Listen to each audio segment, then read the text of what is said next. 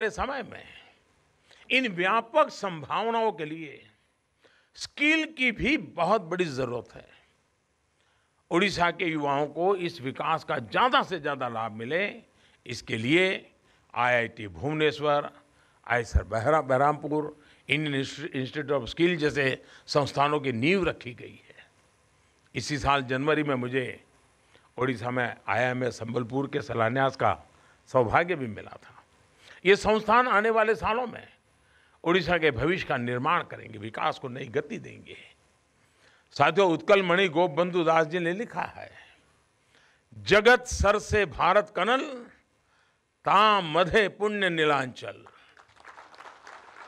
आज जब देश आजादी के 75 सालों के शुभ अवसर के लिए तैयार हो रहा है, तो हमें इस भाव को, इस संकल्प को फिर से साकार करना है।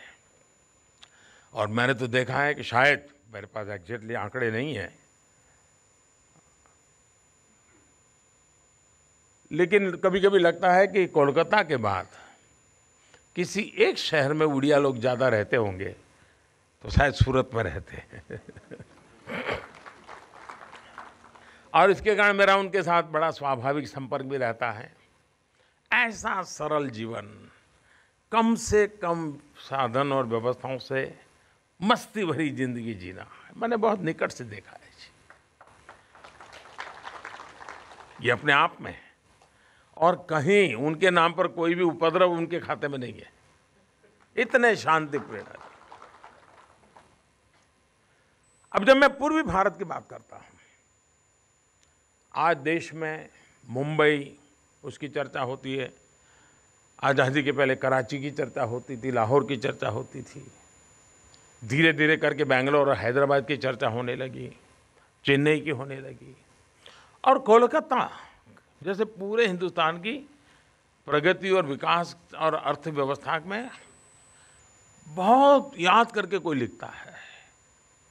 जबकि वाइब्रेंट कोलकाता, एक फ्यूचर को लेकर के सोचने वाला कोलकाता, पूरे पूर्वी भारत को, पूरे पूर्वी, सिर्फ बंगाल नहीं, पूरे पूर्वी भारत को प्रगति के लिए बहुत बड़ा नेतृत्व दे सकता है।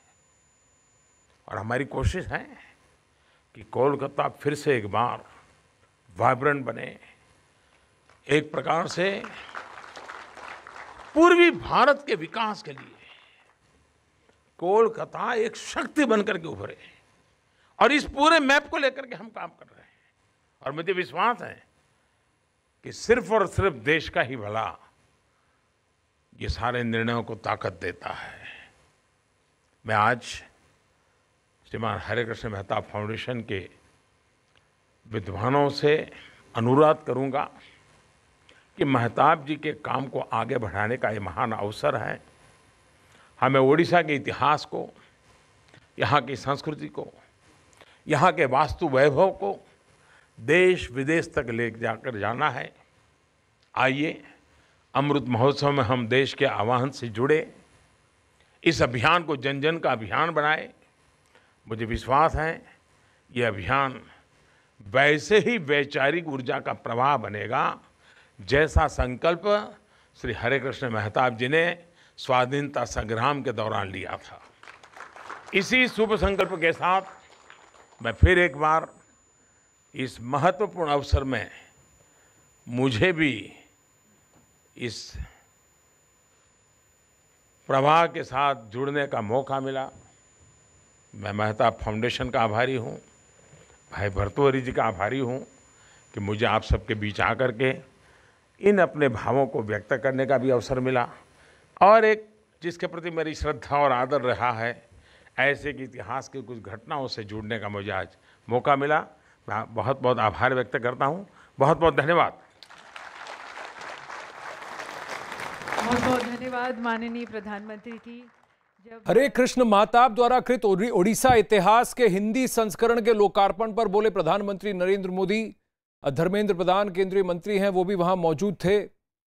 और मेहताब फाउंडेशन की ये कोशिश है, शंकरलाल जी ने इसका अनुवाद किया है, और प्रधानमंत्री नरेंद्र मोदी ने कहा कि ओडिया लोगों से उनका नाता रहा है, क्योंकि उन्होंने ये भी टिप्पणी की कि कोलकाता के बाद, उड़ीसा के बाहर, कोलकाता के बाद शायद सूरत में सबसे ज़्यादा उड़िया वासी रहते हैं और उनकी जीवन शैली और उड़ीसा इतिहास से वो काफ़ी प्रेरित हैं।